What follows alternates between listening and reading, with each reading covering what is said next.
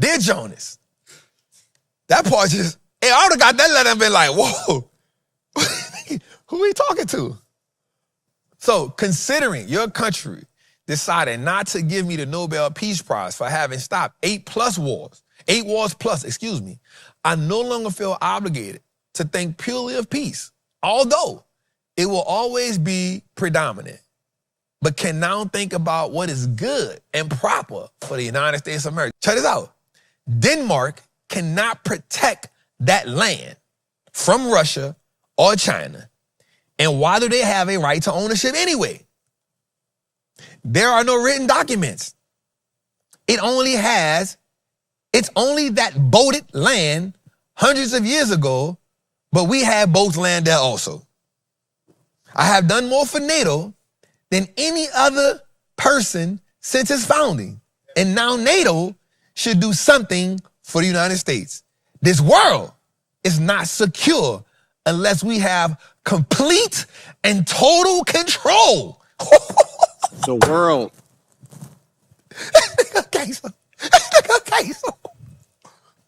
Bro, if I ain't never seen a threat, look what he followed it with.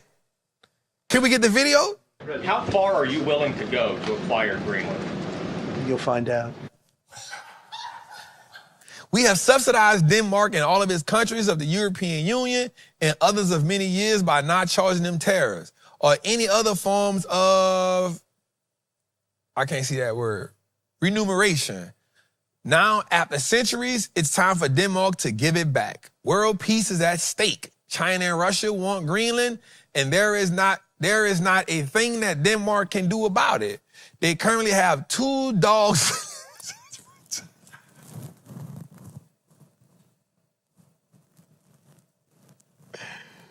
I can't take him serious. They currently have 2 dog sleds as protection and recently added another one. Only the United States under President Donald J. Trump can play in that game, and very successfully at that. Nobody will touch this sacred piece of land, especially since the national security of the United States and the world at large is at stake. On top of everything else, Denmark, Norway, Sweden, France, Germany, United Kingdom, Netherlands, and Finland have journeyed to Greenland for purposes unknown. This is a very dangerous situation of safety, security, and survival of our planet. The countries who are playing the very dangerous game have put a level of risk at play that is not tenable or sustainable. Therefore, it is imperative that in order to protect global peace and security, strong measures be taken so that this potentially perilous situation end quickly and without question. Starting on February 1st, 2026, all of the above mentioned countries, Denmark, Norway, Sweden, France, Germany, and United Kingdom, Netherlands, and Finland will be charged 10% tariff on all goods sent to the United States. On June 1st, 2026, the tariff will be increased to 25%. This will be due and payable until such a time deal is reached to, he keeps saying it again, of complete and total purchase of Greenland. The United States has been trying to do this transaction for over 150 years. Many presidents have tried, and for good reason, but Denmark has refused. Now, because the Golden Dome and modern-day weapon system, both offensive and defensive, and need to be acquired. Ooh. Put acquired in capital letters. It's especially important. Hundreds of billions of dollars are currently being spent on security programs having to do with the dome, including for the possible protection of Canada. And this is very brilliant. But highly complex system can only work at its maximum potential and efficiency.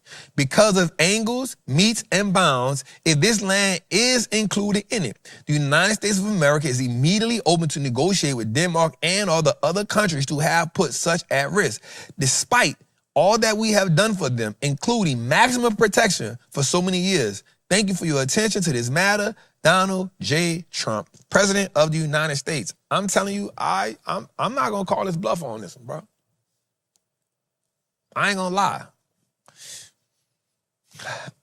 And it's not for what we think. All the stuff that we think it's about, all of the land and the earth, that's the second thing.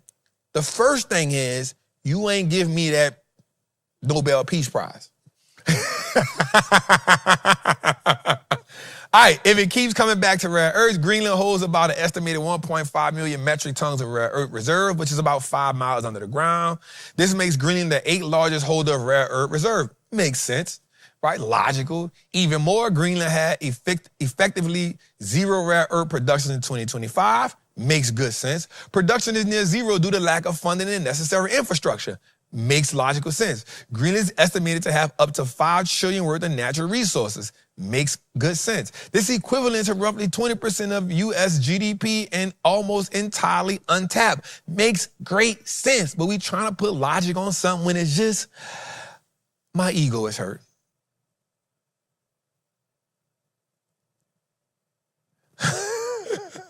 You be reading the craziest. So Japan is bleeding cash and the world might feel the cut. So here's the thing that I'm looking at. The Japanese yields are soaring to levels never seen before. The 10-year is 2.3, the 30-year is 3.9, 20-year is 3.4, the 40-year is 4.2. If things were normal, this wouldn't be happening, right? The economy is already collapsing, and this won't remain a local issue. It will drag the global financial system with it. Japan owns trillions in foreign assets, over $1 trillion in U.S. treasuries, hundreds of billions in stocks, and next week, they'll start dumping their $500 billion worth of U.S. stocks because they need to stop bleeding at home. But they won't dump it all at once. That will be too catastrophic. Instead, they'll be slowly dumping it over the next few months. And so, let's go a little further into that. Think about this. But now, they're selling debt. This is the interesting part. They're selling debt and pushing yields higher. Rising yields are forces investors to dump positions worldwide. Remember, I talked about that. This includes stocks, crypto, money market funds, literally everything.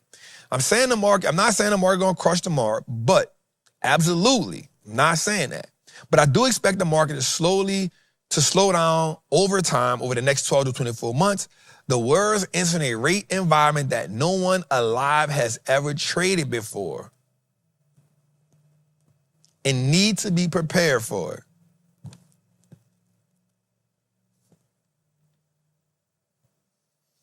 Now, look at this. Japanese 40-year, Japanese 30-year, Japanese 20-year, Japanese 10-year. All of these are record highs. Now, remember a while back we talked about the carry trade and how so many people was getting that Japanese money. Remember, people were loaded with the yen, converting it, doing. So now the economy is going through hell right now. And they got to get back. They got to try to find a way to shake. So now they saying, hey, we got to get off them American bonds. We got to get off them American treasuries. We got to try to fix our own over here in Japan.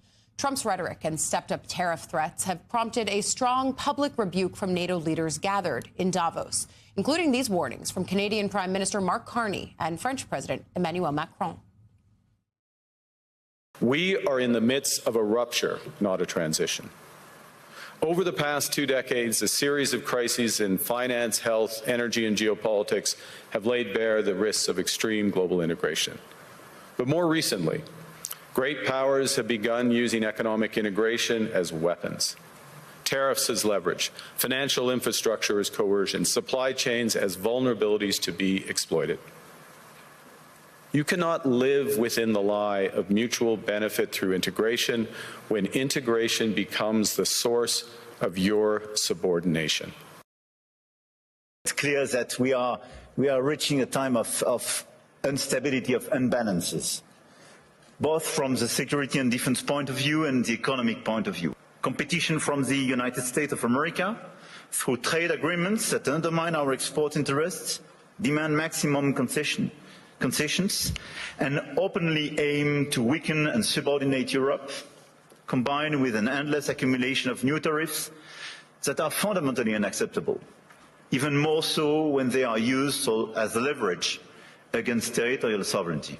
Trump says he reached Greenland deal framework with NATO, and then he bags off of his European tariffs. So he's bagging off of his European tariffs, which has sent the market actually going up going up rather nicely too. All right. We want to see if we make up for yesterday's gains. That's all we're interested in. We want our money back. So let's go straight here, up here first. As we could see right now, looking good, the NASDAQ up 392 points. Okay, 384 now. The S&P 103 points, and the Dow up 742 points. We are making up for some of the losses of yesterday. Again, this is what is called the taco trade. This is the taco trade. You know, Trump always chickens out. That's what taco stands for. I didn't make it up. Don't get mad at me. Okay. But it has been a indicator that whenever there is a threat, you go and you buy stock. Remember here, we focus and concentrate on where the money is to be had and what place we should be getting into. Okay, so guys, let's just go over a few things that we went, a few stock that we went over on yesterday, right? Now, we're going to start with some ETFs, exchange traded funds. Let's start with what's going on right now. The S&P is up 1.5%. The NASDAQ is up 1.7-ish%. The Dow is up 1.5% on this news that he's bagging off of the tariffs, and he's also bagging off on the threat of using military force to acquire Greenland. So they have a framework of some sort of deal he wants to do. We don't know what it is. It could be an Iron Dome because he wants security he wants our borders to be secure. Of course, there's a whole bunch of things involved with why he wants Greenland. We all know that. No one's crazy. But we have to see what's going on. Okay, so that's one of the things that we're going to come on with. I was going to play this video for you guys. I'm going to spare you guys it. Trump also kept referring to Greenland as a piece of ice, as appeared to confuse it with Iceland, another European country altogether. Okay, we're going to listen. I'm going to tell you guys, you all need to watch the speech that he made this morning in Davos. Watch it in its entirety. Some of you will be shocked beyond belief. Some of you will say, regular, this is what we expect. And there are going to be some of you that are like me that are looking for opportunity in what he says. There was a lot of opportunity. He talked about crypto, which actually took a dump. He talked about nuclear, which actually pumped in the pre-markets and then cooled off. He also talked about rare earths, which also pumped in the pre-market. You got rare earth like USAR that went up 11% this morning and then cooled off as he talked about rare earth. Why?